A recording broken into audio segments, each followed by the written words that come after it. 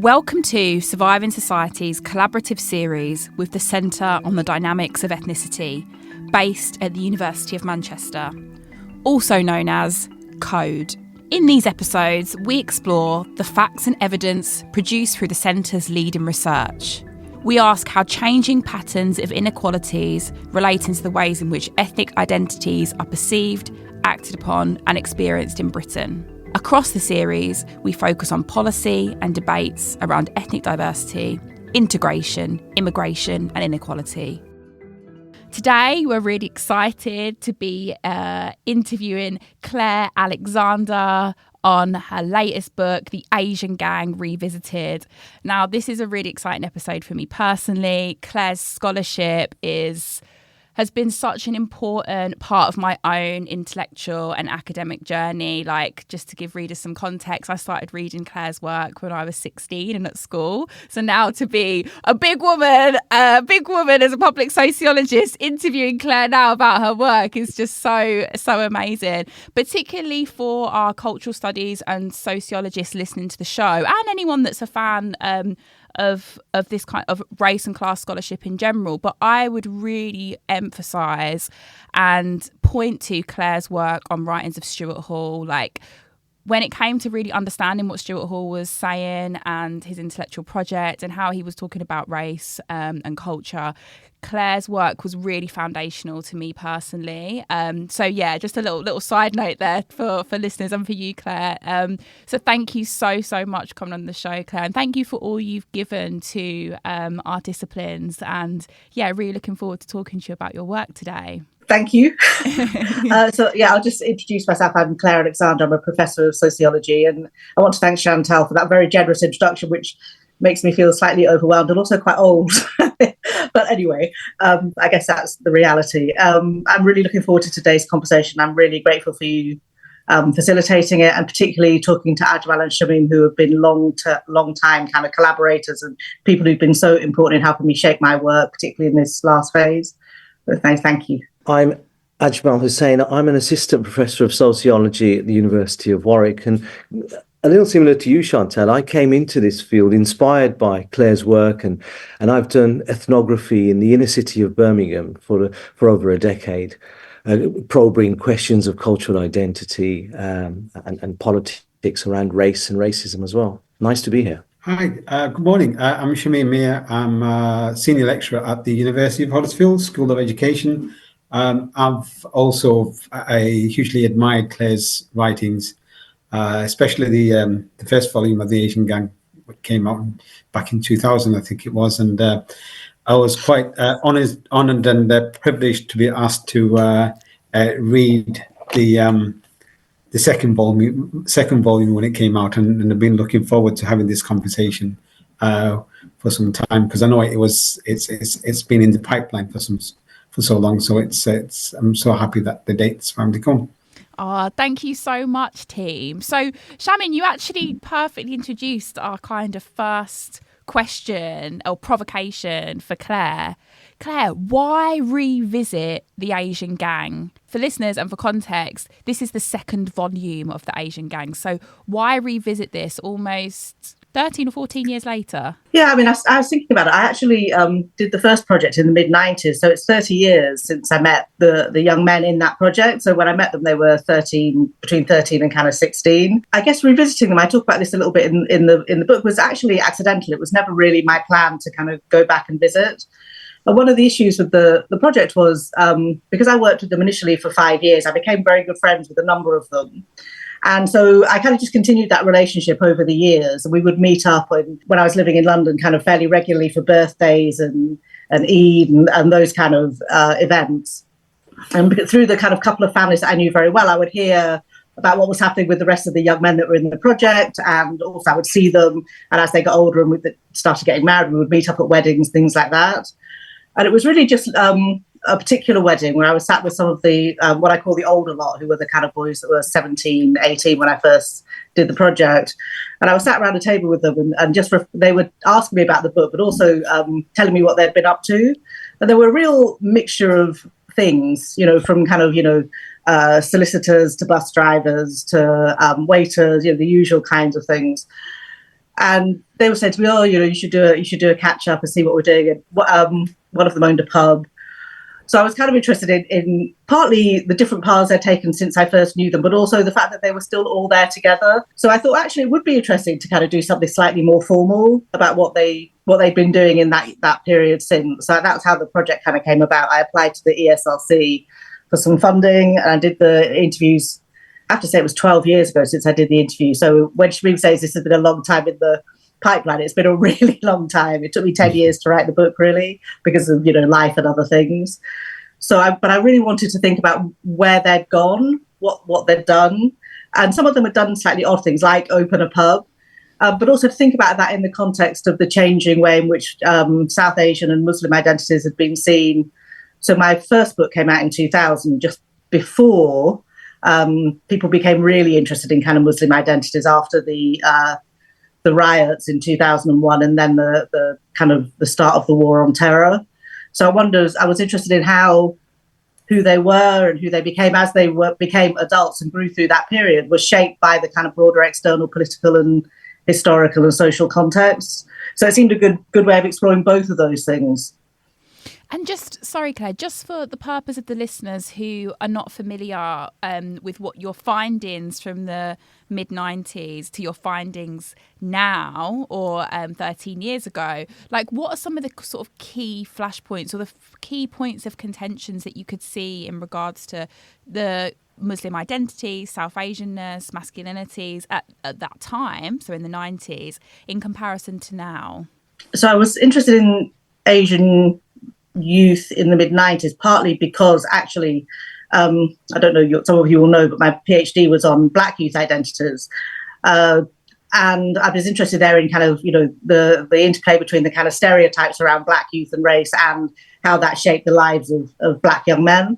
And in the mid-90s, there was a big kind of moral panic around Asian gangs, which drew on a lot of similar kind of tropes around identity crisis, generational crisis, hypermasculinity, violence, crime, and so on, focused particularly on Muslim South Asian, so particularly Pakistani and Bangladeshi men. So I was interested in that external set of stereotypes and discourses and how that, again, shaped the kind of lives of the young men that were kind of growing up through that period. Now, the Asian gang trope, if you want to think of it in those terms, was quite short-lived. And it kind of got superseded by a range of other kinds of ways of thinking about South Asian identities, which I sketch out in the book a bit, one of which is through the lens of religious extremism, particularly after the kind of start of the war on terror. Secondly, the way in which people became fixated on the idea of kind of grooming gangs. And that drew on, again, a lot of very similar ideas of kind of, particularly after the 2001 riots, of backward cultures, parallel lives, lots of kind of really pathologized discourse. So it's really translated into those kinds of discourses, which are very similar, but it's very much around the idea of particular groups who don't fit in, who have these kind of very problematic cultures. Muslim young men in particular seen as very kind of inward-looking, lots of kind of issues around gender and generational crisis and so on. So I think there's been a kind of continuity rather than a big split after 2001, but those discourses became much more intensified. I mean, I think Shamim and Ajmal would have more to say on this than me, actually, but I think, yeah, there's been a real focus as well, away from thinking about South Asians towards very much a strong focus on Muslims as a kind of distinct group. When I heard that Claire was revisiting the Asian gang, I did think, wow, if anybody is going to really try to map what's gone on since then and to try and make sense of it, because so much has, and as Claire mentioned, in terms of the war on terror and all the different sort of public debates that Muslims and men and Asian young people got imbricated in, then it would have to be somebody like Claire with her experience of doing ethnography. And it's important to note also that Claire had written some really interesting interventions in the field of ethnic and racial studies since then, which addressed some of the ways that the field was sort of responsive to trends and not responsive to trends. So in that sense, it was quite exciting as well, but it was quite an enormous task as well to take on. I mean, I was doing that as well in my work, trying to map how did Muslims emerge in sort of urban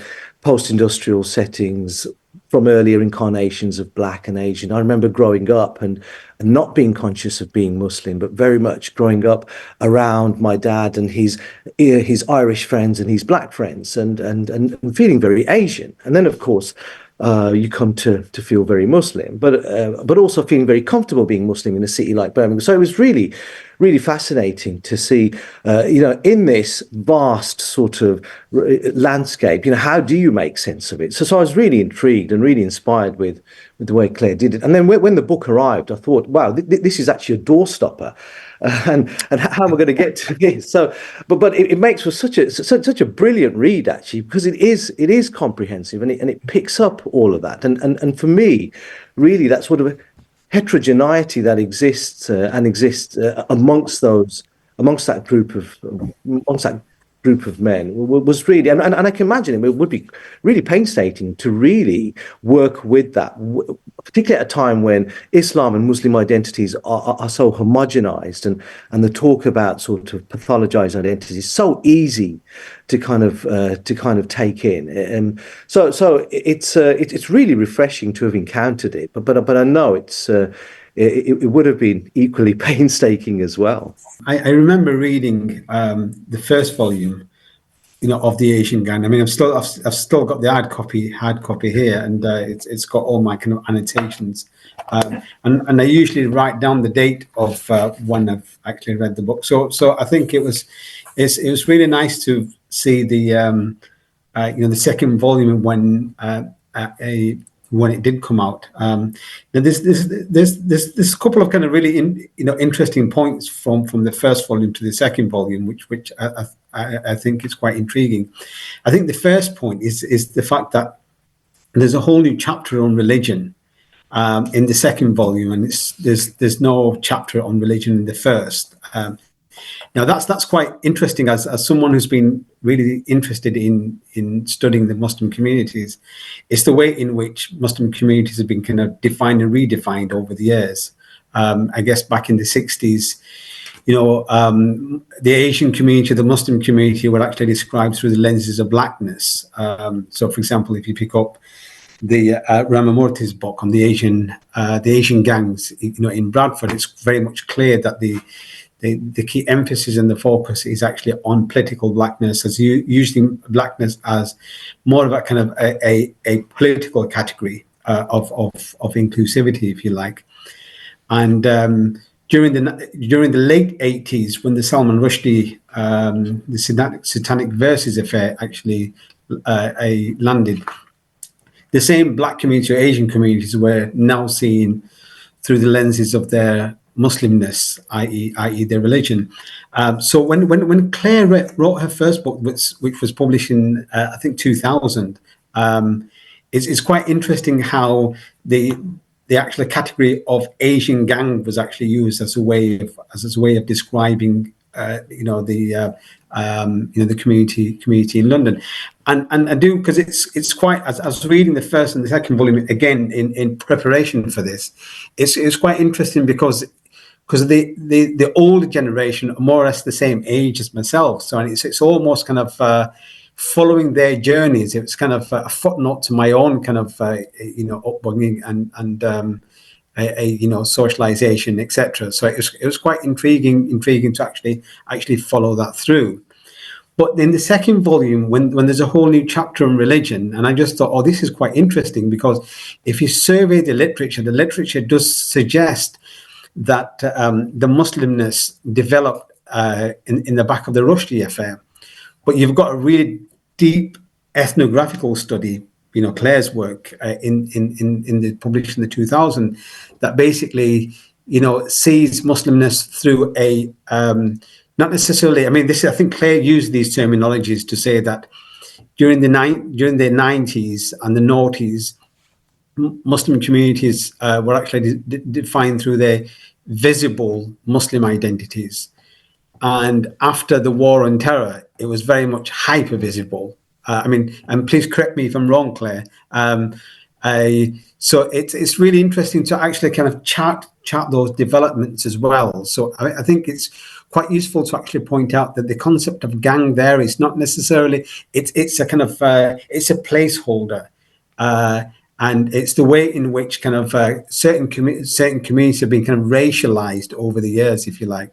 So it's using the concept of the gangs as a way of understanding how certain communities have been kind of seen as the racial other, and how that racial otherness actually changes, if you like, from, through gang violence back in the 90s, through, the urban riots during the early 2000s, the mid 2000s. You've got, the rise of the, Islamic terrorists and extremists, and then you've got, 2010, etc. You've got ISIS, and once again that kind of hyper masculinity is actually defined, and then on the back of that you've got the grooming gangs as well. So the concept of gang actually captures kind of multifaceted areas of racial otherness that I think both of these volumes actually do in a much more kind of comprehensive and a systematic way than I think other literature sources actually doesn't. So I think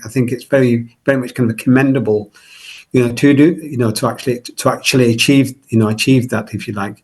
But I guess the other thing is that it's the way it's written.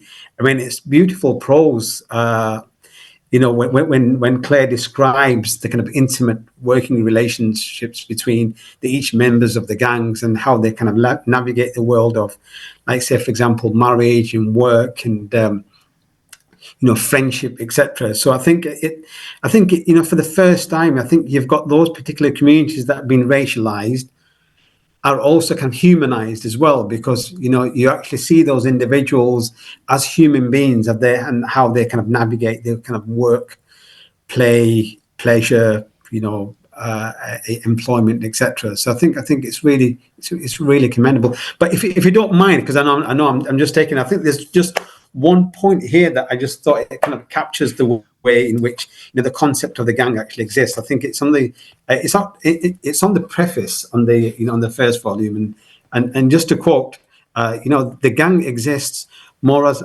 an idea than a reality, a mode of interpretation rather than an object, more fiction than fact. It becomes self-generating, self-fulfilling, and axiomatic, impossible to disprove, and imbued with residential power of common sense truth.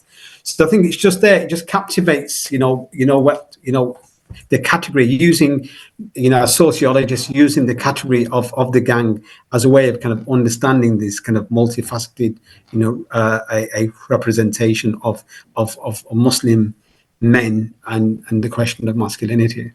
And I think that's very generous of both of you about the book. But I mean, I think you could take that paragraph and you could take out gang and put in Muslim, actually, and you'll be able to kind of capture very much what's going on at the moment. And one of the things that I think is really interesting in the current political discourse is the fact that, people talk about Muslims and they talk about Islamists, they talk about all kinds of stuff, and it's completely detached from the kind of everyday lives of ordinary people. So connecting that up to what being a Muslim man is, it was always one of my kind of interesting things about, these are people who are just doing everyday things, living their lives, getting married, having children, going to work, those kind of things. And that's very often the dimension of Muslim identities that I think is overlooked, because people just are interested in the rhetoric. And I mean, Shamim, your work on the Trojan horse thing in Birmingham is an absolutely kind of classic way in which those identities have been kind of pathologized. The question of the turn to the religion chapter really, really worried me a lot. And I took quite a lot of advice and sent it out to various people to kind of get comments on. And you're right. I mean, actually, I write this in the book. I mean, when we were doing the interviews I was doing the interviews in 2012, one of them said to me, "Oh yeah, you missed out religion. There should have been more on religion in there." And my line was, well, when we did the interviews in 1994, 95, it wasn't a big issue. And he was like, no, it really was. So I had this moment where I kind of scurried back to my first interviews to see whether I'd missed something out, and it was there, but it was there in a very different way from the way that it was when I did the interviews 15 years later. Largely around the kind of public sense. So when I interviewed them when they were teenagers, it was very much a private thing that, and it's family and it's community, and they go to mosque on a Friday, and it didn't seem to be politicized, even though, and I think as you rightly say, Shamim, you know, the idea of the Muslim as a problem emerges, I mean, from the mid-80s onwards, right, in those kind of terms. And particularly, you know, with the concerns about the Muslim underclass, and then you get the satanic verses stuff where it becomes a big public issue. But I think for the young men, when they were younger, it was not a salient, it wasn't, I mean, it's an ethnography, so I really only wrote about what I saw because I didn't spend a lot of time in their homes or with them in kind of private spaces. It wasn't a particularly big part of how they saw themselves. And that was one of the big shifts from when I did the second set of interviews. But someone once said to me, thought I'd missed that out, and it's that because I wasn't a Muslim, that I obviously had not understood what it meant. So I was very, very kind of aware going into this next, you know, the second project, about wanting to really understand what religion meant in that context and not actually just reduce it to that very political public discourse. Because my sense was, having spoken to the young men, was that what religion meant very different things to each of them and at very different things across the course of their life. And it, you know, connected to things like maybe parents dying or having children and wanting to think about what they wanted to carry forward and so on, but also different kinds of public engagement. So, I mean, Ajmal, your work, I was very influenced by your work on Birmingham and the kind of ways in which you look at the way in which what being Muslim is takes shape publicly in quite, and I mean, I love Ajmal's work. He's an ethnographer like me, but the kind of, you know, the kind of nuances of that and the kind of odd places where being Muslim takes shape and is discussed and challenged and so on, I thought was really interesting. Yeah. And, you know, when I started out with my work and I was tracing the literature, particularly after 2001, and I noticed that people were trying to make sense of Asianness and the sort of turn to religion. And the one thing I noticed was that the kind of first reference for a lot of that literature was always Claire's book, The Asian Gang, and people would scour it for references to religion simply because there wasn't much else written on religion as well. But Claire's work, The Original Asian Gang, even though there's the absence of religion in it, seemed to be a first reference point, and that was quite striking as well. And to me, that was probably because of the everyday life that you talked about and how it was encoded in that. But then reading this one, I can understand how the protagonist would say to you, "You missed it," but it was there. I mean, it was there in terms of how the sort of younger lot related to the older lot, if they were afraid of having a cigarette in front of them. These notions of respect or certain things that were always in the back of particular dispositions were kind of spurred on by a particular sense of religion. But I also imagine that at that point in their lives, that sort of sense of Muslimness wouldn't have been as advanced as it is now, right? That they can talk about as well. But yeah, absolutely. And like you say, Shamim, that's something that I really looked forward to in this book, was that sort of standalone chapter on religion. And it absolutely it did satisfy, and I know you agonized over writing it as well, and I can understand why. But I think how you tease out that sort of place of religion and how religion isn't a standalone thing as ideology might be, or political violence might be, but religion infuses and shapes so many different facets of what's going on in terms of relationships, in terms of what type of work to do, you know, whether one of them's going to run a pub or is going to give up running the pub and what have you. I think that role that religion plays in life as not a sort of determined thing, but as a sort of force that propels and shapes I think is really important. And I think, again, people were looking for that 20 years ago in the original text, but here it is again. And I think you can do that. And I read that chapter alongside thinking about the method, because for me, the first book, one of the things that really struck me was when you said that the first book was a work of fiction. And for me, a sort of young ethnographer reading that, thinking, how can you say a serious piece of work like this in anthropology is a work of fiction? But then you really come to understand how honest you are in terms of your reflexivity and your positionality. And I really like in this book how you flesh out that sort of method, and how there isn't really a method you can talk about because you haven't gone back in the field, and this is really a consequence of different reflections, of different anticipations, and of different conversations, of observations. I mean, I think with this book you've kind of devised a whole new method for us as well. This is something that which I think is a really good resource in terms of reading religion, because if religion is that sort of disparate, sort of, unsaid thing in many cases as well, then this type of method, this sort of method which stretches over time, and it takes into account so many different types of interactions, it's a really interesting way of reading method. And I'll be really interested to see how this now is adopted by ethnographers going forward as well. No, I think that's a really useful point there, Ajmal, especially in terms of methods. I mean, I'm not an ethnographer, so I mean, so I can't actually make any specialist observations. But the thing that I can say is that both the original Asian Gang and the revised version of the Asian Gang, I think it captures that kind of longitudinal study of Muslim community, and I think it's the first of its kind to do that. Because other books, they do, you go and do your field work, you come back, you write, you analyze your data, you write it up, it gets published, and then you kind of move on to the next project, so to speak. So I think this is the first book that basically captures that longitudinal study of I mean, here, as I'm basically talking, I'm struggling trying to come up with a markers of descriptions, if you like. I mean, are they Asian communities, or are they Muslim communities? Are the Bangladeshi communities? Are the Black communities? So these terminologies become quite, quite fluid.